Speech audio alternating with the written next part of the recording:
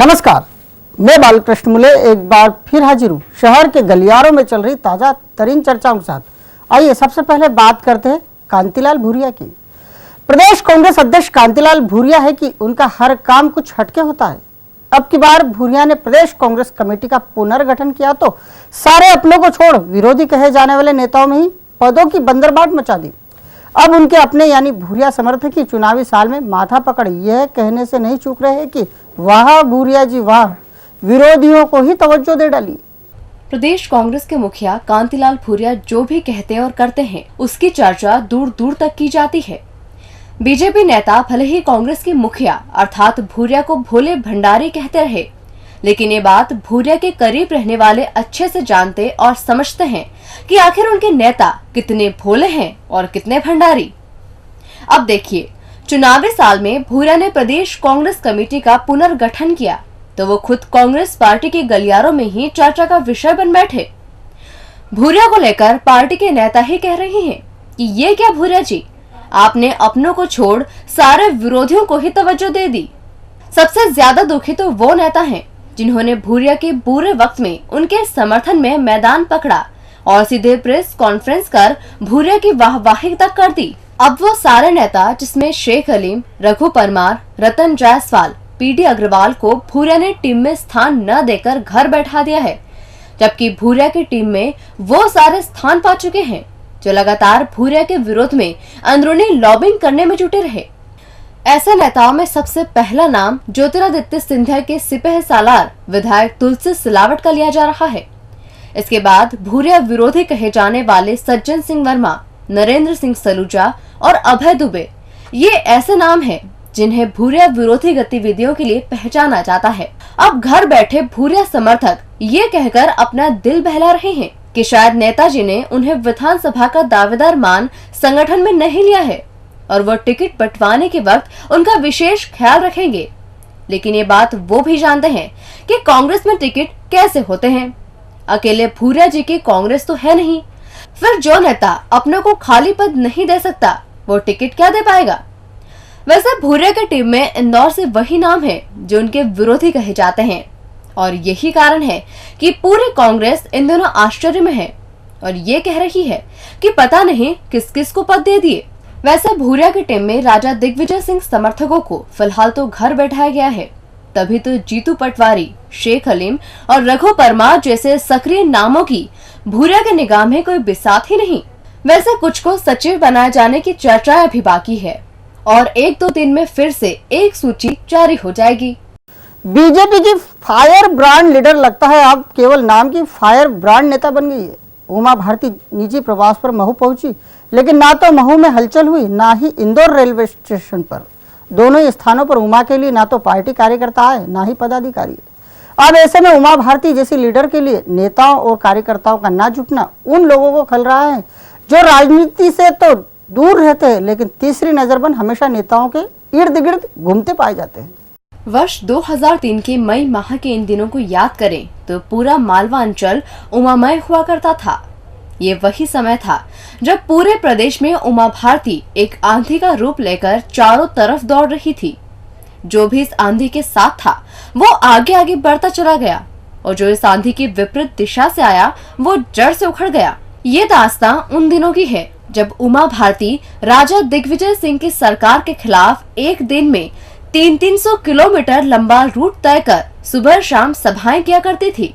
उमा भारती का काफिला जिस राह से गुजरता था 4 दिनों तक उस गलियारे में उमा जी की ही चर्चाएं हुआ करती थी। रास्ते रास्ते उमा जी के होर्डिंग्स पर हर युवा अपना फोटो चस्पा कर मिशन 2003 का आगाज करता दिखाई देता था। इतना ही नहीं, रास्ते में आने वाली हर दुकान पर उमा भारती के चित्र उनके समर्थकों के प्रतिष्ठानों की शोभा बढ़ाया करते थे। उस वक्त को गुजरे 10 साल बीत रहे हैं। उमा भारती फिर पार्टी में है, लेकिन उनका जलवा जैसे पूरी तरह से हाशिए पर है। पहले उमा राजनीतिक आयोजन में शिरकत करे या फिर निजी आयोजन में आए, भीड़ खासकर कार्यकर्ता उनका पीछा ही नहीं छोड़ा करती थी। कुछ नेता तो उमा जी के रास्ते और कुछ मंच सजाते थे, लेकिन अब ना तो रास्ते सजते हैं और न ही मंच सजा करते हैं। उमा आती है और चली भी जाती हैं, लेकिन न तो उनके आने की चर्चाएं होती है और न ही जाने की। उमा भारती बुधवार को महू पहुंची, लेकिन महू के गलियारे फिर भी शांत ही रहे। कहीं कोई चर्चा हुई ही नहीं। ना तो महू के कार्यकर्ता उत्साह में आए, ना ही पार्टी पदाधिकारी। उमा महू के तेली खेड़ी में 15 मिनट रुकी और इंदौर आ गई। उमा के इंदौर पहुंचने पर भी पार्टी के भीतर कोई हलचल नहीं दिखाई दी।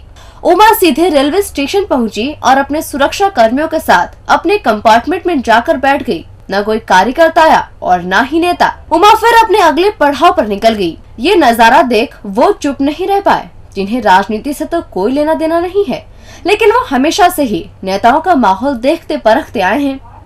ऐसे खबर नवीसों का कहना है कि क्या पार्टी नेताओं में इतनी भी कट्स नहीं है कि वो अपने पार्टी के उपाध्यक्ष के सम्मान में 2 नुमाइंदे ही स्टेशन तक भेजते। इंदौर स्टेशन पर उमा जी की चिंता उनकी अपनी पार्टी के नेताओं ने तो की ही नहीं, बल्कि उनका अपना लोधी समाज भी इस दौरान कहीं दिखाई ही नहीं दिया। दिखाई दिए तो अकेले मोहन सिंह नरवरिया, और वो भी अपने एक मित्र के साथ। बीजेपी मिशन 2013 का आगाज ग्वालियर की धरा से करेगी। पार्टी के वरिष्ठ नेता तो पहुंचेंगे ही, उससे पहले पार्टी पदाधिकारियों ने ग्वालियर कूच कर दी है। चुनावी साल होने की वजह से हर कार्यकर्ता यहां पहुंचने के लिए आतुर है, तो बीजेपी की स्थानीय इकाई भी उन सभी के लिए ग्वालियर चलो का नारा दे चुकी है, जिनके लिए सम्मेलन अति आवश्यक कहा जा रहा है।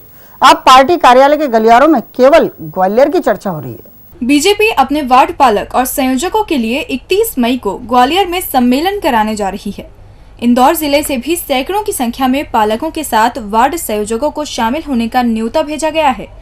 इससे पहले 30 मई को बीजेपी कार्य समिति की महत्वपूर्ण बैठक होगी और 31 मई के साथ साथ 1 जून को वार्ड संयोजक और पालकों का सम्मेलन कराया जाएगा। ये पहला मौका है जब प्रदेश भर के वार्ड पालकों के साथ साथ संयोजकों का एकत्रीकरण किया जाएगा। इस एकत्रीकरण में प्रदेश भर के वार्ड पालक और संयोजक शिरकत करेंगे। इसके लिए एक पखवाड़े पहले जहां तैयारियां की गई, वहीं जिम्मेदारियां भी सौंपी गई है। जिम्मेदारी इस बात की है कि जिले भर के वार्ड पालक और संयोजक ग्वालियर में बड़े नेताओं के समक्ष लाकर बैठा दिए जाएं। बाकी काम पार्टी के वरिष्ठ नेता कर लेंगे। संपूर्ण प्रदेश से जब वार्ड पालक और संयोजक सम्मेलन में उपस्थिति दर्ज कराएंगे तो उनमें चुनाव के लिए जोश भरा जाएगा। शादियों का समय है, ऐसे में पार्टी अपने एक-एक वार्ड के पालक और संयोजक की दाढ़ी में हाथ डाले हुए हैं। पदाधिकारियों को इंदौर से ग्वालियर ले जाने के लिए व्यवस्थाएं जुटाई जा रही है। मान मनोबल तक का दौर चलाया गया है। कुछ विधायकों को उनके विधानसभा क्षेत्रों की जिम्मेदारी सौंपी गई है, जिससे संख्या बल को छुआ जा सके। पार्टी ने वार्ड पालक और संयोजक को मिशन 2013 के लिए तैयार करने का मन बनाया है। इस चुनाव में यही पदाधिकारी पार्टी का बॉटम कहलाएगा। इंदौर जिले के करीब 350 पदाधिकारियों को ग्वालियर कूच करने का फरमान जारी किया गया है। ये कार्यकर्ता बसों के साथ साथ ट्रेनों से रवाना होंगे और पार्टी के वरिष्ठों का चुनावी बौद्धिक सुनकर वापस लौटेंगे। इन कार्यकर्ताओं को किसी तरह का कष्ट न हो, इस बात का विशेष ध्यान रखा जा रहा है। ऐसे में अब पार्टी पदाधिकारी भी पूरी तरह से तैयार हैं और ग्वालियर कूच करने के लिए आतुर हैं। पलासिया लेफ्ट टर्न के चौड़ीकरण के साथ ही सड़क के बीचों बीच आई मस्जिद अब बजरंगियों के आंखों की किरकिरी बन गई है। बजरंग दल अब इस मस्जिद को स्थानांतरित किए जाने की मांग उठाएगा। इसके लिए बाकायदा पहले हिंदू संगठन आपस में तालमेल बैठाने की कोशिश में जुट गए और कहा जा रहा है कि सब कुछ ठीक ठीक रहा तो फिर एक नया मोर्चा खुल जाएगा। साल चुनावी है और प्रशासन अब चाहकर भी दमनकारी छवि अपने आप में नहीं समेट सकता। बीआरटीएस पर हिंदू संगठन पहले अपना वजूद दिखा चुके हैं और अब बारी पलासिया चौराहे की कही जा रही है। हिंदू संगठन यानी खासकर बजरंग दल के गलियारों से आ रही सुरसुरी पर कान लगाएं तो कहा जा रहा है कि बजरंगियों की उस मस्जिद पर टेढ़ी नजर है जो लेफ्ट टर्न के अतिक्रमण हटने के बाद सड़क के बीचों बीच हो गई है। कहा जा रहा है कि बजरंग दल इस मस्जिद को लेकर आंदोलन की रूपरेखा तैयार कर रहा है। इससे पहले बजरंग दल बीआरटीएस में बाधक बन रहे मंदिरों के बचाव में महती भूमिका अदा कर चुका है। कहा जा रहा है कि बजरंग दल मस्जिद को स्थानांतरित करने की मांग उठाएगा। तर्क ये दिया जाएगा कि इससे पहले बीआरटीएस के कई मंदिर प्रशासन स्थानांतरित कर चुका है, तो फिर मस्जिद क्यों नहीं। बजरंगी कृषि कॉलेज रोड वाली दरगाह का भी उदाहरण देंगे। ये भी कहेंगे कि पलासिया चौराहे पर यातायात का दबाव कुछ ज्यादा ही है, ऐसे में यहाँ ये कार्रवाई अति आवश्यक हो जाती है। वैसे कुछ हिंदू संगठनों से जुड़े कार्यकर्ता पलासिया लेफ्ट टर्न मस्जिद को लेकर फेसबुक पर भी अपनी अपनी टिप्पणियां लिखकर शेयर करने का काम कर रहे हैं। मतलब साफ है कि अभी पलासिया मस्जिद को लेकर भूमिका बनाई जा रही है। आंदोलन को लेकर भले ही अभी तक किसी प्रकार की कोई घोषणा नहीं की गई हो, लेकिन दल से जुड़े कारिंदे जल्द से जल्द माहौल बनाएंगे और कोशिश करेंगे कि पलासिया बीआरटीएस में बाधक बनी मस्जिद का भी स्थानांतरण हो जाए। और अंत में बात करते हैं ट्रेंचिंग ग्राउंड के धुएं की। देवगुराड़िया स्थित ट्रेंचिंग ग्राउंड पर लगी आग का धुआं है कि 6 दिन बीत जाने के बाद भी उठना बंद ही नहीं हो रहा है।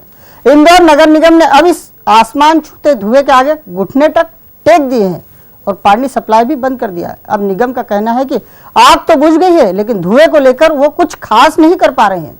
अब देवगुराड़े के गलियारों में फिर धुआं ही धुआं है। यूं तो सालों में ट्रेंचिंग ग्राउंड से उठने वाला धुआं कभी नहीं थमा, लेकिन अब और ज्यादा हालात खराब हो चले हैं। 23 मई को लगी आग अब भी अंदर ही अंदर सुलग रही है। धुआं आज भी आसमान छू रहा है। परेशान ग्रामीण हर दिन रोष व्यक्त करने ट्रेंचिंग ग्राउंड पहुंच रहे हैं। आग पर काबू पाने में कामयाब रहा इंदौर नगर निगम धुएं पर काबू पाने में असफल साबित हो रहा है। निगम के गलियारों से आ रही खबर के मुताबिक अब निगम ने पानी सप्लाई भी बंद कर दिया है और जो टैंकर हर दिन देवगुराड़िया पहुंचाए जा रहे थे, उन्हें फिर वार्ड में पानी सप्लाई के काम में लगा दिया है। अब जब से पानी के टैंकर शहरी सीमा में लौट आए हैं, तभी से देवगुराड़िया के धुएं को लेकर निगम के घुटने टेकने की चर्चा है। कहा जा रहा है कि निगम यहां धुआं खत्म करने में फिर असफल ही रहा।